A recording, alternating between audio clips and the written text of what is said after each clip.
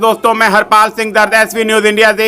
आज हम पहुंचे हैं चंडीगढ़ एक प्राचीन मंदिर में जो पंचकुला में पड़ता है। जंतर मंतर छू मंतर सूरज नारी महादेव मंदिर में जंतर मंतर छू मंतर नारी महादेव। मेरा नाम ऋषि पुजारी है जी। मेरे पिताजी मेहर सिंह पुजारी, उनके ऊपर नाहरी वाले बाबा जी हैं हमारे गुरुजी, जिन्होंने मंदिर बनवाया था। उनका कसौली में भी मंदिर है। हम पंडित जी से जानते हैं। नमस्कार पंडित जी। राम राम जी। राम राम जी। राम राम। पंडित जी आप अपना पूरा परिचय दें। मेरा नाम ऋषि पुजारी है जी। मेरे पिताजी क्या बोलते हैं मेहर सिंह पुजारी जी, इस मंदिर के हेड पुजारी थे जी। उनके ऊपर नाहरी वाले बाबा जी हैं हमारे गुरुजी, जिन्होंने मंदिर बनवाया था। उनका कसौली में भी मंदिर है। जंतर मंतर छू मंतर नाहरी महादेव। इस मंदिर का नाम सूरजपुर नाहरी महादेव मंदिर है जी। और यहाँ की विशेषता ये है जी, यहाँ पर कोई भी सुखिया दुखिया सोमवार और शुक्रवार को यहाँ पर अरदास करने आए, मत्था टेकने आए या पूजा में चौकी लगाए, उसकी कोई भी इच्छा हो, सुखिया हो दुखिया हो, किसी भी प्रकार की कोई भी इच्छा हो, वो जरूर पूरी होती है जी। गुरु जी हमारे समाधि ले चुके हैं सन 1993 में 20 अप्रैल को।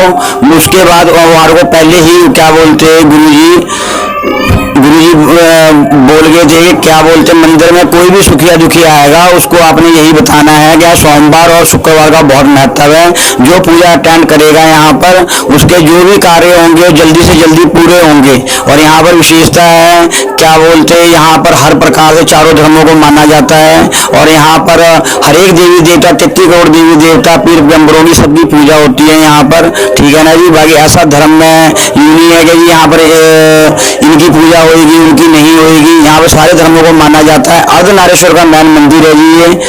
और क्या जी पंडित जी यहाँ पर कौन कौन सी मूर्तियाँ स्थापित हैं? यहाँ पर अर्धनारेश्वर की मूर्ति स्थापित है। मैन मंदिर ही अर्धनारेश्वर का है। साथ में भोलेनाथ जी, माता शेरावाली, भद्रकाली, गायत्री माता, दादा गुरु पेंत्र, फिर आपका धुने पे आ जाओ नीचे अर्धनारेश्वर है। फिर पंचायत भवन बना हुआ है पूरा, उसमें राम जी का परिवार है, ब्रह्मा विष्णु महेश है, नागनी माता है, भद्रकाली माता है, काली माता है, और आपका भैरव जी हैं, हनुमान जी हैं, और आपका लक्ष्मी माता, दुर्गे माता, सरस्वती माता, शीतला माता, नटराज जी, गुरु नानक जी, शिरडी वाले साईं बाबा, स्वामी विवेकानंद जी, जैन धर्म, बौद्ध धर्म, वाल्मीकि जी, इनकी सबकी प्रतिमा यहाँ पर बनी हुई है। समस्त 9 ग्रहों की प्रतिमा बनी हुई है। कार्तिका मंदिर आपको यहाँ पर देखने को कहीं आसपास मिलेगा नहीं। कार्तिका मंदिर स्पेशल अलग से बना हुआ है।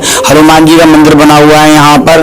बाकी गुरु जी के हाथ के यहाँ पर एक पीपल का वृक्ष लगाया हुआ है। वहाँ पर कोई भी शनिवार को आकर 7 शनिवार को दिया बालता है। समस्त 9 ग्रहों को शांति मिलती है।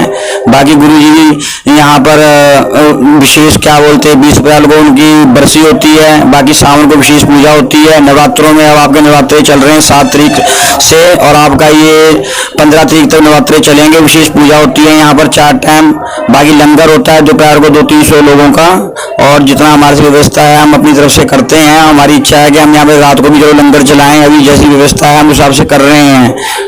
पंडित जी ये बताइए जो पता है ये क्या पड़ता है और इस मंदिर कितना पुराना है और इसका पूरा नाम किस प्रकार रखा गया था?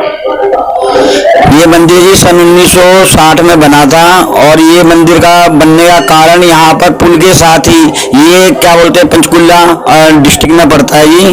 और ये अमरावती इनक्लेव के सामने है बिल्कुल। पंचकुला से 7 किलोमीटर चंडी माता का मंदिर है, वहाँ से 2 किलोमीटर आगे पड़ता है जी ये।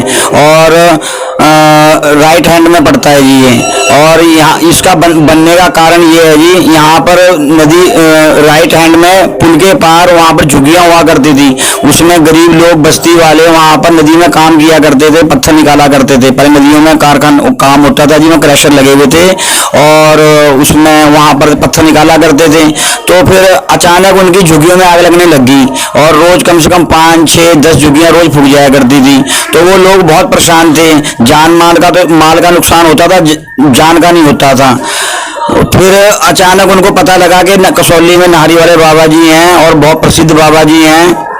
तो यहाँ के सरपंच वगैरह और यहाँ के गांव के रामपुर सीढ़ी के लोग, बुजुर्ग लोग वहां पर गए और बाबा जी से अरदास करी कि बाबा जी हमारे वहाँ ऐसे ऐसे वहां पर आग लगती है। तो बाबा जी ने बैठे बैठे बता दिया कि आपके वहां पर नदी में मूर्ति दबी हुई है जिसका अपमान हो रहा है, उसके ऊपर लोग कूड़ा डाल रहे हैं, उसको ढूंढो और उसको निकालो बाहर। तो वो लोग आए यहाँ पर वापिस सूरजपुर में, उन्होंने ढूंढा, अब उनको नहीं मिली। धरती के नीचे कोई चीज दबी हुई हो उसका किसी को नहीं पता होगा, कोई जब तक परफेक्ट नहीं बताएगा कि यहाँ पर है वो चीज तो किसी को नहीं पता लगेगा। तो फिर वो वापिस चले गए गुरुजी के पास हफ्ते बाद ढूंढ ढांड के। उन्होंने देखा कि वहां पर तो हमें कुछ मिला नहीं। गुरुजी के पास गए, गुरुजी ने बताया उनको दोबारा, कह रहे भैया वो वहीं पे ही है, उसको आपको क्या बोलते खोद के निकालनी पड़ेगी, ठीक है ना। तो कहे बाबा जी हमें तो पता लगेगा नहीं, आप ही बता सकते हो। तो फिर बाबा जी को साथ लेकर आए, वो नारी वाले बाबा जी कसौली से सूरजपुर आए। फिर उन्होंने यहाँ पर नदी में खड़े होकर बताया, चिमटे से निशान मारा, कह रहे यहाँ पर खोदो। फिर उन्होंने उसमें से वहां पे निकाला तो शेरावाली माता की मूर्ति निकली। शेरावाली माता की जब मूर्ति निकली तो उन्होंने वहीं पे नगर खेड़ा है, नगर खेड़े में रख दी उन्होंने। नगर खेड़े में स्थापित करने के बाद उस मूर्ति को वहां पर आग लगना बंद होगी, मगर कुछ टाइम के बाद फिर दोबारा यानी हफ्ते 10 दिनों बाद आग लगनी फिर शुरू होगी। गांव वाले फिर परेशान हो गए, बस्ती वाले। उन्होंने फिर जाके बाबा जी को पूछा, बाबा जी ने कहा, कह रहे भाई इसकी पूजा हुई भी है किसी टाइम में, बहुत पूजा हुई है, सिद्ध मूर्ति है ये, इसकी अभी पूजा हुई नहीं, अभी यहाँ पर नदी में किसी ने हटा दी, विसर्जन कर दिया था किसी ने। उसके बाद यहाँ आगे फंस गई नदी में, उसके बाद धरती में दब गई, ऊपर से लोग कूड़ा डालने लग गए। तो अब निकाल तो दी है माता की मूर्ति, मगर माता अपनी पूजा मांग रही है, यहाँ पे पूजा होनी चाहिए इसकी। तो सब नदी में काम करने वाले थे, मजदूर थे, उन्होंने बोला बाबा जी हमें तो पता नहीं कैसे पूजा होगी इसकी माता की, हम तो नदी में काम करते हैं जी, मजदूर आदमी है। तो बाबा जी ने फिर बाबा जी को सरपंच और वगैरह ने कहा कि बाबा जी आज यहाँ पे स्थापना करो। तो फिर गुरु जी ने यहाँ पे स्थापना करी, फिर गुरु जी ने मंदिर बनाया ये। फिर गुरु जी ने भक्ति के द्वारा और सेवा के द्वारा मंदिर बनाया। जितनी भी संगत आती थी सबसे सेवा लेते थे वो, और उसके बाद 10-10 रुपए इकट्ठे करके मंदिर बनाया है। और इसमें फिर उसके बाद लंगर चलना शुरू हुआ, धीरे धीरे लोगों का कल्याण होना शुरू हुआ। किसी को जंतर खिलाया हुआ है, किसी को मंत्र करा हुआ है, किसी को तंत्र करा हुआ है, किसी को ऊपरी चीजों ने घेरा हुआ है। फिर उनका यहाँ इलाज होने लगा और यहाँ पर फिर क्या बोले धीरे धीरे गुरु जी प्रसिद्ध होने लगे। पूरे चंडीगढ़, पंचकुला, पूरी ऑल इंडिया से यहाँ तक फॉरेन तक में गुरु जी के भगत हैं, जो जिनके पास कुछ भी नहीं था गुरु जी ने किसी को बिजनेसमैन बना दिया, किसी को मिनिस्टर बना दिया। का आशीर्वाद देते रहे गुरु जी, लोगों का कल्याण करा उन्होंने।